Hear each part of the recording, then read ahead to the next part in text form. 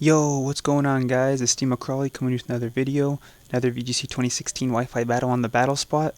This time against my opponent's name is Matty, and we're gonna see he's got a pretty interesting team there. He's got a terrakion, not as common on the battle spot, and to the battle he only brought one legendary. I don't remember what his other legendary was, if it was Groudon or Kyogre or what. But looking at his team and at his Pokemon, I decided to bring Cresselia instead of Porygon 2, mainly because of that Terrakion. A close combat would floor my Porygon 2, and Cresselia is going to be able to get a nice stab Psychic off on it. And I also brought the Aegislash for the to wall that Terrakion. Fighting moves won't affect me, and Rock won't be very effective, and I'll be able to get that Wide Guard off on the potential Kyogre. So let's go ahead and get this battle started. And looking at my opponent's team and everything he had out, I decided to start out with my Cresselia and my Venusaur. I didn't know if he was going to start with the Kyogre or what, but I put Cresselia for that Trick Room, and sure enough we see the Kyogre and the Kangaskhan. So pretty good positioning for me. My opponent, the only super effective move he's going to get off on me would be the Sucker Punch, but a Double Edge would still do more damage, and not much he can do to the Venusaur. So I see that, and I see I'm in pretty good position here to start off the battle.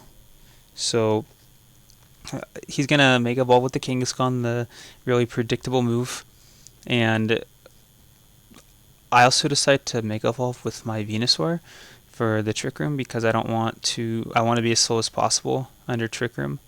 So it's gonna get me off a good turn next round, and I protect. I didn't know if I was expecting like a fake out or a double edge, but he goes for the water spout, which I find is a good first turn move, but other than that, like once you take damage, it's just a wasted spot. But it does have 100% accuracy, so can't be argued for and against the or the Origin Pulse, excuse me. So we're gonna see a double target on the Cresselia here. I think he realizes it's a pretty big threat against this Terrakion, but wasn't able to take it down even though he did get the double target. And so it gives me Trick Room and puts me in a pretty good spot to start off. And so I'm going to switch out my Cresselia because I'm expecting another Water Spout since I didn't do any damage to that Kyogre. And I do not want to take a bunch of damage from a Water Spout since that is going to be an extremely powerful move. And so we're going to get the weather advantage here, or I should say the weather dominance really. And his Kyogre goes for Protect. I'm sure he was expecting a grass type move from my Venusaur, but that's exactly what I was expecting. So I go for the safe Sludge Bomb here on the Mega Kangaskhan, where I see it does under half, but I get the lucky Poison, those hacks. So we know for sure another Sludge Bomb will take him out. And here we're going to see a target on the Venusaur, and that return is going to do a ton of damage. He gets the crit on the second one, which is fine, to be honest. He got the lucky crit, I got the lucky Poison, even though Poison's higher chance than critting. So we're going to see he's going to withdraw the Kyogre now, and he's going to go out into the Smeargle. So I was expecting a switch out, and we're going to see the Sucker Punch here on the Venusaur. I honestly was not expecting that, otherwise I probably would have protected or switched out or something. But here I go for the Precipice Blades, because I know if it hits it would take out the Kangaskhan, and we do see the double hit, and strangely enough his Smeargle is not holding the Focus Sash.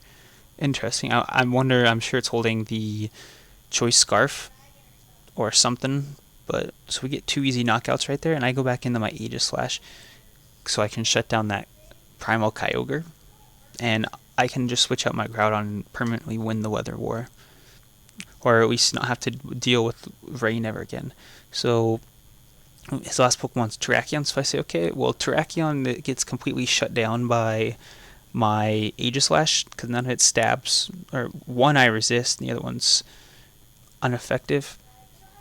So here we're going to see the Protect from the Kyogre, and we're going to see a Protect from the Terrakion as well. He's trying to stall at the Trick Room, and I go for the Wide Guard, so it kind of sucks because I did reveal I have the Wide Guard, but same time it wasn't a risk I was willing to take.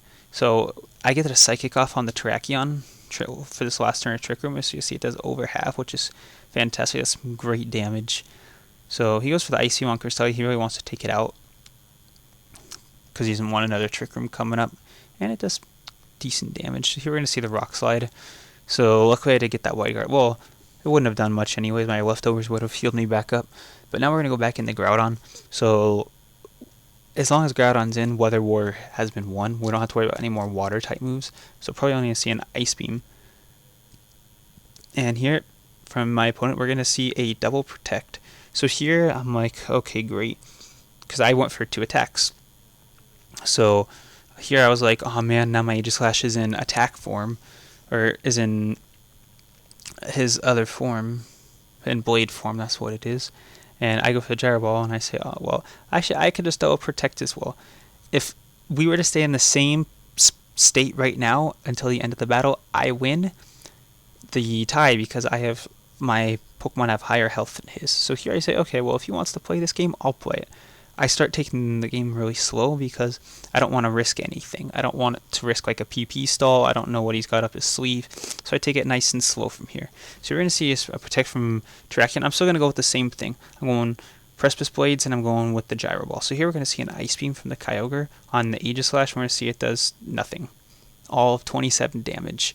So I do get a Precipice Blades off onto that Kyogre. And it's going to do good damage. It's going to do over half. So one more Precipice Blades would end it, and I just go for the save Gyro Ball. So, but it goes into the Protect. So I get my leftovers recovery, and now I'm going to Protect again, get my Aegislash back in the shield form, nice and safe. Waste another turn, waste some time, and we're in good positioning right now. Honestly, one Precipice Blades would end it right here, and so we're going to see what my opponent goes for. I believe it is a double attack into Groudon. He really wants this Groudon gone because he can't use any of his water type moves. So that's what he's going for. He's going for the double target. And so we're going to see another double target from my opponent. He realizes this is his only chance. You see that close combat does under half, which is incredible. I don't know if that's a defensive Terrakion or what, but it did not do much at all. We see it does hold the Life Orb. And we see the Ice Beam from Kyogre. And we're going to see that also does about half of half, which with the crit. So the Precipice Blades is going to, if it hits both, it's going to take them out. And we see it does hit both, and we win. So pretty interesting right there. The choice that Terrakion does have a lot of potential with that close combat. I'm sure it probably takes out Mega Kangaskhan, and it does if against this Smeargle. It's also going to do a lot of damage. So an interesting choice of Pokemon, but that's going to be it for this battle. Hope you guys enjoyed. Cresselia put in some nice work. So did Aegislash. Got to always win that Weather War. That's like the key to winning in this format. But it's going to be it for this episode. Hope you guys enjoyed, and I'll see you guys next time.